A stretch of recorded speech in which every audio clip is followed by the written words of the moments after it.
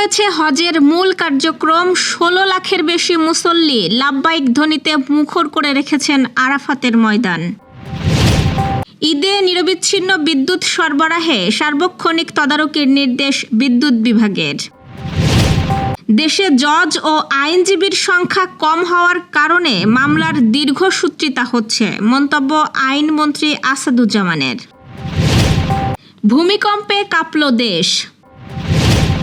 অব্যাহত গরমের পর বৃষ্টিস্নাত যশোরে স্বস্তির বার্তা। সম্প্রীতির বন্ধনে ঈদ আনন্দ, যশোরে পূজা উদযাপন পরিষদের ব্যতিক্রমী আয়োজন। দয়া আর কালামানিককে ঘিরে জমে উঠেছে মোরেলগঞ্জের পশুরহাট। দর্শক, শুনছিলেন দিনের খবরের প্রধান শিরোনাম, এবার বিস্তারিত। তার আগে আমাদের ইউটিউব চ্যানেল সাবস্ক্রাইব করুন এবং সব খবর পেতে ফেসবুক পেজ ফলো করে রাখার পাশাপাশি ওয়েবসাইট ভিজিট করুন। লাব্বাইক আল্লাহুম্মা লাব্বাইক ধ্বনিতে মুখর হয়ে উঠেছে সৌদি আরবের পবিত্র আরাফাতের ময়দান।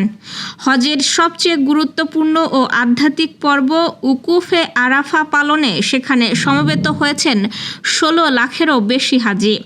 দিনব্যাপী গভীর ভক্তি, দোয়া, কোরআন তেলাওয়াত ও ইবাদাতের মধ্য দিয়ে সময় কাটাচ্ছেন তারা। সৌদি প্রেস এজেন্সি এবং আরব নিউজের প্রতিবেদনে বলা হয়েছে, জিলহজ মাসের 9ম দিনে ভোর থেকেই হাজিরা আরাফাতের ময়দানে প্রবেশ করতে শুরু করেন। সূর্যাস্ত পর্যন্ত নির্ধারিত সীমার মধ্যে অবস্থান করে তারা আল্লাহর জিকির, দোয়া ও ইবাদতে মগ্ন থাকেন। ইসলামী ঐতিহ্যে আরাফাতে অবস্থানকে হজের কেন্দ্রীয় ও সবচেয়ে গুরুত্বপূর্ণ অংশ হিসেবে বিবেচনা করা হয়, যা উকুফে আরাফা নামে পরিচিত। ধর্মীয় আলেমদের মতে আরাফার দিনটি রহমত, ক্ষমা ও আত্মশুদ্ধির বিশেষ সুযোগ হিসেবে বিবেচিত হয়। এটি ইসলামী বর্ষপঞ্জির অন্যতম পবিত্র দিন হিসাবেও পরিচিত। এর আগে সোমবার হাজিরা মিনায় তারবিয়ার দিন অতিবাহিত করেন, যেখানে তারা হজের পরবর্তী কঠিন পর্বের জন্য শারীরিক ও আধ্যাত্মিক প্রস্তুতি নেন। সৌদি কর্তৃপক্ষ জানিয়েছে, হজ ব্যবস্থাপনায় নিরাপত্তা, পরিবহন, চিকিৎসা ও জরুরি সেবায় সর্বোচ্চ প্রস্তুতি নেওয়া হয়েছে। প্রচণ্ড গরমের কারণে স্বাস্থ্য কর্তৃপক্ষ হাজিদের ছাতা ব্যবহার, পর্যাপ্ত পানি পান এবং সরাসরি রোদ এড়িয়ে চলার পরামর্শ দিয়েছে। সূর্যাস্তের পর হাজিরা আরাফাত থেকে মুজদালিফার উদ্দেশ্যে রওনা হবেন। সেখানে তারা মাগরিব ও এশার নামাজ একসঙ্গে আদায় করবেন।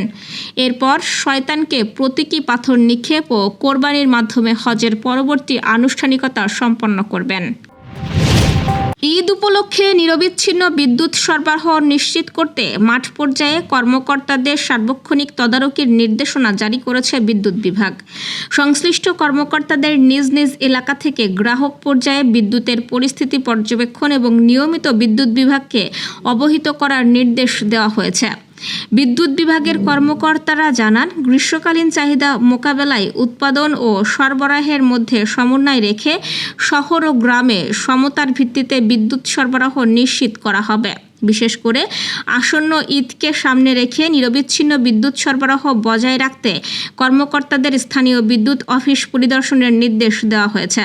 কোন কর্মকর্তা কোন এলাকায় দায়িত্ব পালন করবেন তার তালিকাও ইতোমধ্যে প্রস্তুত করা হয়েছে। মাঠ পর্যায়ে প্রতিবেদনের ভিত্তিতে প্রয়োজনীয় জরুরি ব্যবস্থা নেওয়া হবে। কর্মকর্তারা আরও জানান, ঈদের ছুটিতে গ্রামীণ এলাকায় লোডশেডিং নিয়ন্ত্রণে বিশেষ গুরুত্ব দিচ্ছে সরকার।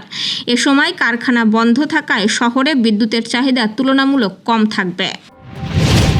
বাংলাদেশের বিচার বিভাগ স্বাধীন বলে দাবি করেছেন আইন, বিচার ও সংসদ বিষয়ক মন্ত্রী অ্যাডভোকেট আসাদুজ্জামান।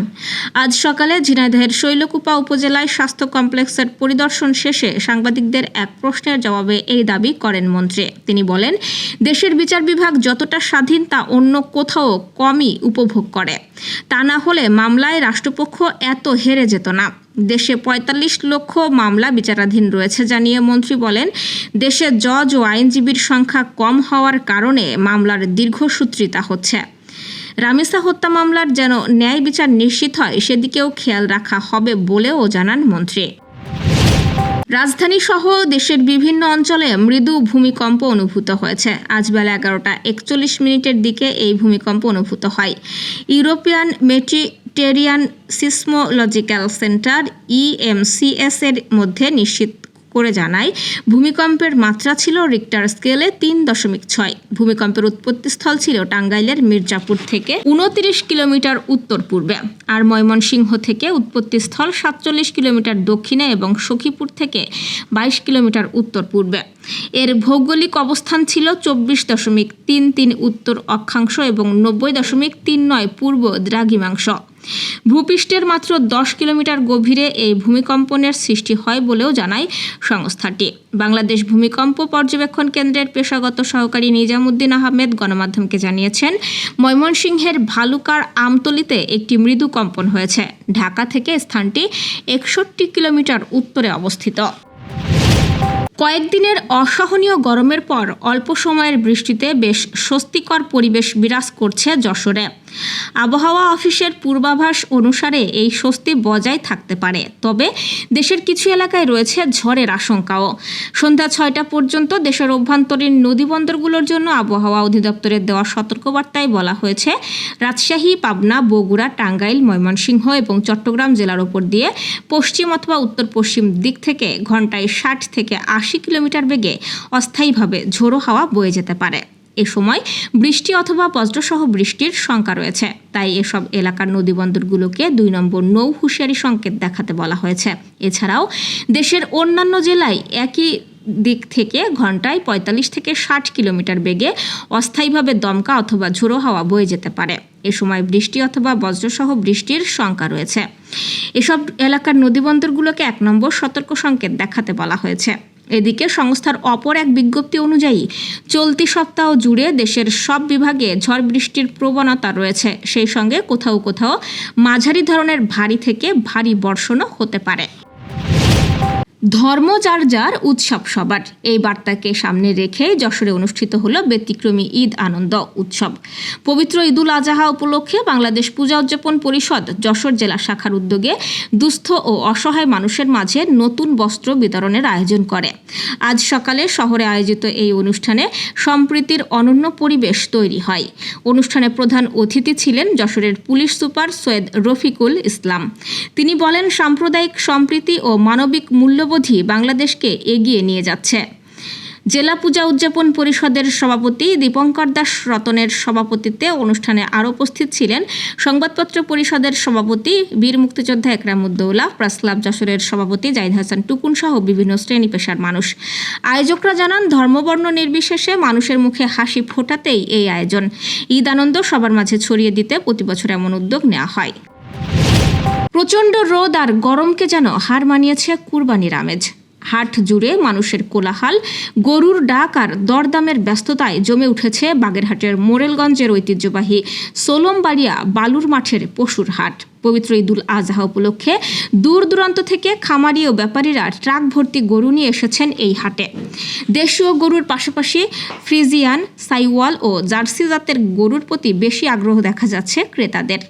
হাটের সবচেয়ে বড় আকর্ষণ এখন 15 মণ ওজনের ফ্রিজিয়ান দয়া এবং 10 মণ ওজনের কালামানিক। বিক্রেতারা এসব গরুর দাম হাঁকছেন 3.5 লাখ টাকা থেকে 4 লাখ টাকা পর্যন্ত। এছাড়াও বিভিন্ন খামারের বড় বড় গরু ঘিরে কৌতূহলী মানুষের ভিড় দেখা গেছে। খামারিরা বলছেন, এবার গরুর দাম গত বছরের তুলনায় কিছুটা বেশি, তবে প্রচণ্ড তাপদাহের মধ্যেও মানুষের উপস্থিতি চোখে পড়ার মতো। বিকেল থেকে গভীর রাত পর্যন্ত বেচাকেনা আরও বাড়ে বলে জানান তারা। এদিকে ক্রেতাদের নিরাপত্তা ও পশুর স্বাস্থ্য পরীক্ষায় হাটে কাজ করছে প্রাণী সম্পদ বিভাগের মেডিকেল টিম, পুলিশ, গ্রাম পুলিশ ও স্বেচ্ছাসেবকরা। দর্শক, এই ছিল দুপুরের আয়োজন। সন্ধ্যার খবর দেখার আমন্ত্রণ রইল। এতক্ষণ সাথে থাকার জন্য ধন্যবাদ।